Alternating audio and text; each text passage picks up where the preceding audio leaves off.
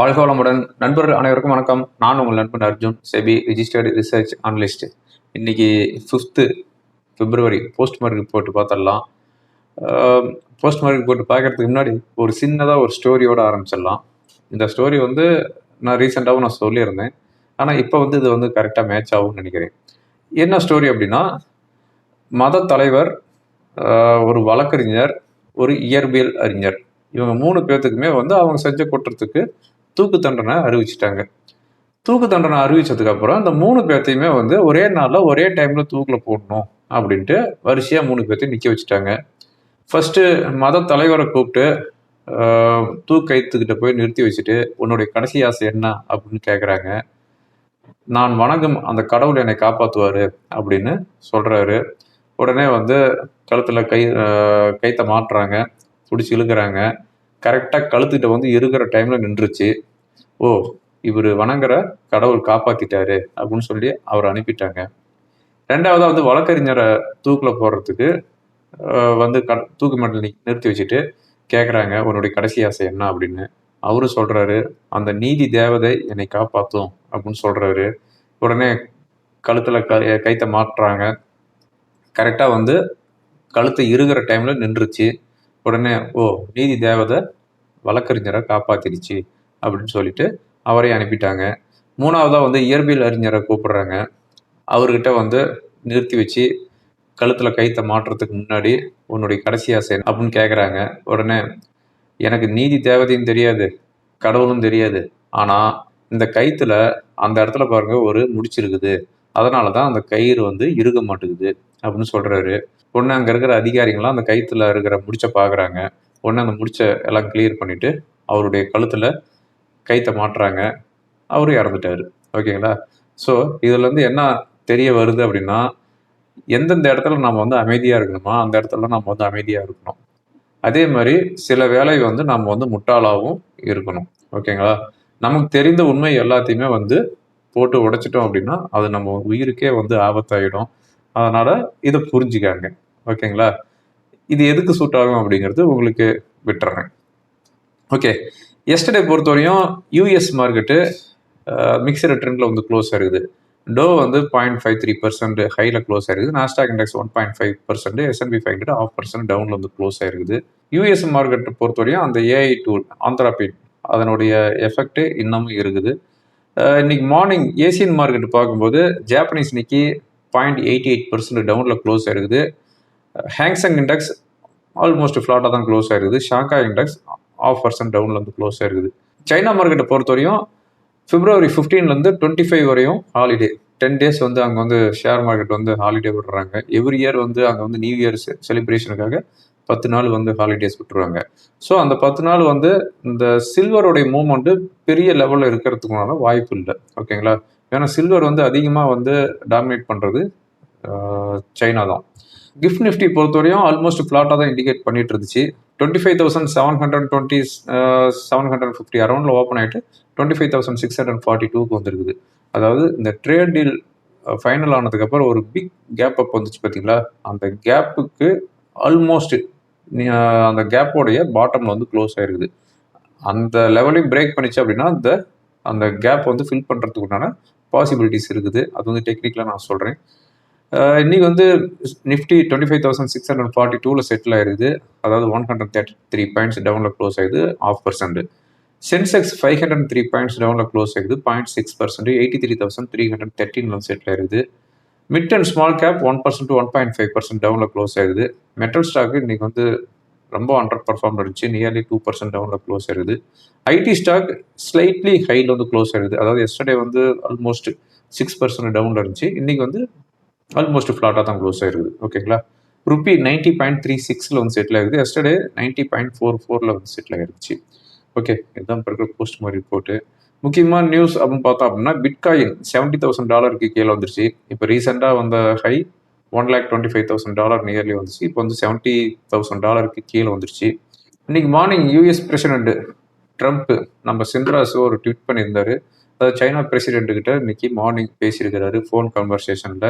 இது ஒரு பீஸ்ஃபுல்லாக போச்சு இந்த ஃபோன் கன்வர்சேஷன் அப்படின்னு சொல்லிக்கிறாரு. எக்ஸ்ட்ரீம்லி குட் அப்படின்ட்டு கமெண்ட் கொடுத்துருக்கிறாரு. அது மட்டும் இல்லாமல் சைனா யூஎஸோடைய ஆயில் வந்து பர்ச்சேஸ் பண்ணுறதா சொல்லியிருக்கிறாங்க அப்படின்னு சொல்லிட்டு அதுக்கப்புறமா வந்து சோயாபீனுக்கு இருக்கிற அந்த தடைகள்லாம் வந்து நாங்கள் வந்து லிஃப்ட் பண்ணிட்டோம் 20 மில்லியன் மெட்ரிக் டன்ஸ் வந்து பர்ச்சேஸ் பண்ணுறதா சொல்லியிருக்கிறாங்க. ஸோ இது வந்து ஒரு பீஸ்ஃபுல்லான ஒரு கன்வர்சேஷன் நடந்திருக்குது அப்படின்னு அவர் வந்து ட்வீட் பண்ணிக்கிறாரு. அதுக்கடுத்தா வந்து சில்வர் இன்னைக்கு நியர்லி 10% ஃபாலில் இருக்குது. அதாவது எஸ்டர்டே வந்து நியர்லி $95 பெர் அவுன்ஸ்க்கு இருந்தது. இன்னைக்கு மார்னிங் ஓப்பன் ஆனது ஆல்மோஸ்ட் $75 பெர் அவுன்ஸுக்கு ஓப்பன் ஆச்சு. பட் இப்போ வந்து 5 to 6% டவுனில் தான் வந்து ட்ரேட் ஆகிட்டு இருக்குது.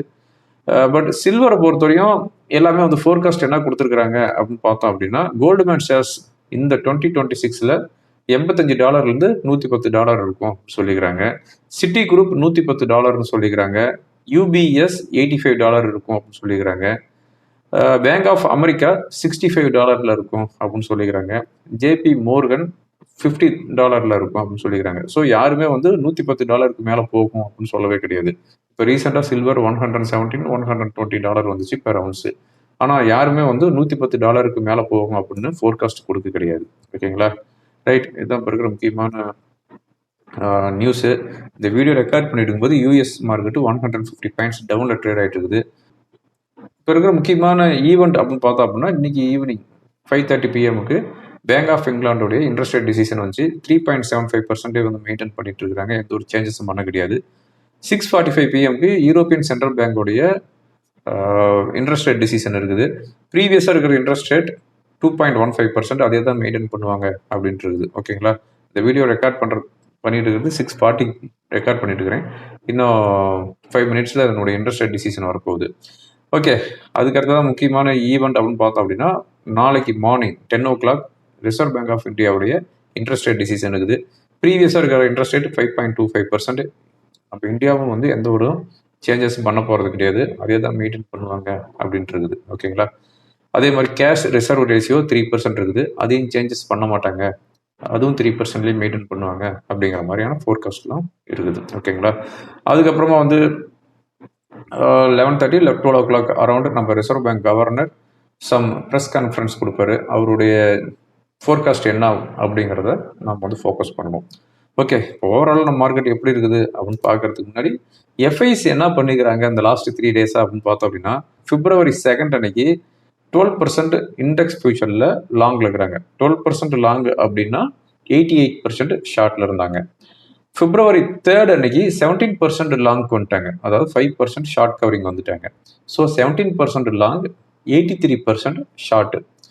February 4 அன்னைக்கு 19% லாங் வந்துட்டாங்க. அதாவது எஸ்டர்டே 19% லாங் வந்துட்டாங்க. 81% ஷார்ட்ல இருந்தாங்க. இன்னைக்கு வந்து 150 பாயிண்ட்ஸ் டவுன்ல க்ளோஸ் ஆயிருது. ஸோ இன்னைக்கு அவங்க பொசிஷன் என்ன அப்படிங்கிறத ஃபோக்கஸ் பண்ணணும். அது மட்டும் இல்லாமல் எஃப்ஐஸ் இந்த 2 நாளைக்கு முன்னாடியே அதாவது டியூஸ்டே ஐ திங்க் 5236 கோடிக்கு வந்து பை பண்ணியிருந்தாங்க. எஸ்டர்டே 30 கோடி தான் பை பண்ணிக்கிறாங்க. ஓகேங்களா? கழுத்தை தேர்ஞ்சி கட்டெரும்பான கணக்காக கழுதை ஒரே நாளில் தேர்ஞ்சி அடுத்த நாள் வந்து கட்டெரும்பு ஆயிடுச்சுன்னு வச்சுக்கோங்களேன். இன்னைக்கு மோஸ்ட்லி வந்து செல்லிங்கில் வந்துட்டு பாருங்கன்னு நினைக்கிறேன். இந்த அப்டேட் ஆயிடுச்சுன்னு ஒருத்தர் செக் பண்ணிக்கிறேன். 6:45 ஆயிடுச்சு. FIIs data as 5th February update ஆயிடுச்சு. எஃப்ஐஸ் 2150 கோடிக்கு வந்து செல் பண்ணிக்கிறாங்க. டொமஸ்டிக் 1130 கோடிக்கு வந்து பை பண்ணிக்கிறாங்க. ஸோ கழுதை தெரிஞ்சு கட்டெரும்பாயிடுச்சு. ஓகேங்களா? ஓகே, இப்போ ஓவரால் நம்ம மார்க்கெட் எப்படி இருக்குது அப்படின்னு பார்த்தோம் அப்படின்னா இந்த ட்ரேட் டீல் முடிஞ்சதுக்கு அப்புறம் ஒரு பிக் கேப் அப்பில் ஓப்பன் ஆச்சு. அன்னைக்கு வந்த லோ 25,640 அந்த லெவலில் வெனஸ்டே பிரேக் பண்ணிச்சு. ஆனால் வெனஸ்டே வந்த லெவலில் இன்னைக்கு தேர்ஸ்டே வந்து பிரேக் பண்ண கிடையாது. ஜஸ்ட் 10 பாயிண்ட்ஸ் வந்து பவுன்ஸ் ஆயிடுது. பட் லோவில் தான் வந்து க்ளோஸ் ஆயிருக்குன்னு வச்சுக்காங்க. இப்போ இருக்கிற ஒரு சப்போர்ட் 25,500 தான். இந்த 25,500 கீழே வந்துச்சு அப்படின்னா ஃபர்தராக வந்து ஒரு செல்லிங் ப்ரெஷர் வரும். நம்ம மார்க்கெட்டில் ஸ்ட்ரென்த்து கிடையாது. ஹையர் லெவலில் ரொம்ப கேர்ஃபுல்லாக இருங்க. ஃப்ரெஷ் பையிங் அவாய்ட் பண்ணுங்கள். லைக் அதாவது செக்டார் வைஸாக இப்போ வந்து கரெக்ஷன் ஸ்டார்ட் ஆகிருக்குது. இருக்கிற அஸ்திரம் எல்லாமே வந்துருச்சு. ட்ரேட் டீல்னு பேசிகிட்டு இருந்தோம், அதுவும் வந்துருச்சு. இப்போ எந்த ஒரு அஸ்திரமும் கிடையாது. இப்போ மார்க்கெட் இறங்குது அப்படின்னா அதுக்கு நம்ம எல்லாமே, நான் மட்டும் இல்லை, எல்லா சோசியல் மீடியாவில் வர்ற எல்லாமே வந்து என்ன சொல்ல போகிறாங்க, எஸ்டிடி வந்து இன்க்ரீஸ் பண்ணதுனால மார்க்கெட் இறங்குது அப்படின்ட்டு அந்த பல்லவியை மறுபடியும் எடுத்துக்குவாங்க. ஓகேங்களா? அந்த எஸ்டிடிங்கிறது 2 3 நாள் மறந்துருந்தாங்க. ட்ரேட் டீல் இந்த 3 நாளாக நம்மளை வந்து ஆக்குப்பை பண்ணியிருந்துச்சு. இப்போ மறுபடியும் வந்து நம்ம பட்ஜெட்டுக்கு போயிடணும். 3 நாளைக்கு முன்னாடி போயிடணும். எஸ்டிடி இந்த எஸ்டிடினால தான் வந்து மார்க்கெட் இறங்குது அப்படிங்கிறது தான் நான் இப்போ இருக்கிற நிதர்சனமான ஒரு உண்மை. அதனால் ஹையர் லெவலில் ரொம்ப ரொம்ப கேர்ஃபுல்லாக இருங்க. 25,500 கீழே வந்துச்சு அப்படின்னா ஃபர்தராக செல்லிங் ப்ரெஷர் இருக்கும். யூஸ்வலாகவே வெள்ளிக்கிழமான நம்ம மார்க்கெட்டு வச்சு செய்வாங்க. நாளைக்கு ரிசர்வ் பேங்க் ஆஃப் இந்தியாவுடைய இன்ட்ரெஸ்ட் ரேட் டிசிஷன் இருக்குது. அது மட்டும் இல்லாமல் வெள்ளிக்கிழமையாக இருக்குது. என்ன நடக்க போகுது அப்படின்னு பார்க்கலாம். ஓகேங்களா? டெக்னிக்கலாக என்ன இண்டிகேட் பண்ணுது அப்படிங்கிறதையும் பார்த்தலாம். இப்போ நான் பார்த்துட்டு இருக்கிறது நிஃப்டியோடைய டே கேண்டில். அதாவது நிஃப்டியோட டே கேண்டிலை பொறுத்தவரையும் இது வந்து ட்ரேட் டீல் நடந்த அன்னைக்கு, அதுக்கு அடுத்து வெனஸ்டே அந்த லோ பிரேக் பண்ணிச்சு. இன்றைக்கி வந்து ஆல்மோஸ்ட் அந்த லோவுக்கு வந்துட்டு பவுன்ஸ் ஆகிருக்குது. எனிவே இந்த 25,515 வந்து 25,500 வரையும் ஒரு சப்போர்ட் இருக்குது. இந்த சப்போர்ட்லாம் பிரேக் பண்ணிச்சு அப்படிங்கிற பட்சத்தில் 25,330ங்கிறது ஒரு சப்போர்ட்டாக இருக்கும். ஓகேங்களா? அதாவது இந்த கேப் வந்து ஃபில் பண்ணுறதுக்குண்டான வாய்ப்புகள் இருக்குது. நெக்ஸ்ட் 150 பாயிண்ட்ஸ் வந்து 200 பாயிண்ட்ஸ் வந்து இறங்குறதுக்குண்டான வாய்ப்பு இருக்குது. 25,550 கீழே சஸ்டெயின் ஆகிட்டு இருந்துச்சு அப்படிங்கிற பட்சத்தில். இப்போ இருக்கிற ரெசிஸ்டன்ஸ் அப்படின்னு பார்த்தோம் அப்படின்னா 25,750. ஓகேங்களா? 25,750ங்கிறது ரெசிஸ்டன்ஸாக வந்து இண்டிகேட் பண்ணுது. பேங்க் நிஃப்டி பொறுத்தவரையும் இன்றைக்கி வந்து 60,063 வந்து செட்டில் ஆகிருக்குது. இப்போ சப்போர்ட் அப்படின்னு பார்த்தோம் அப்படின்னா 59,900 to 59,800.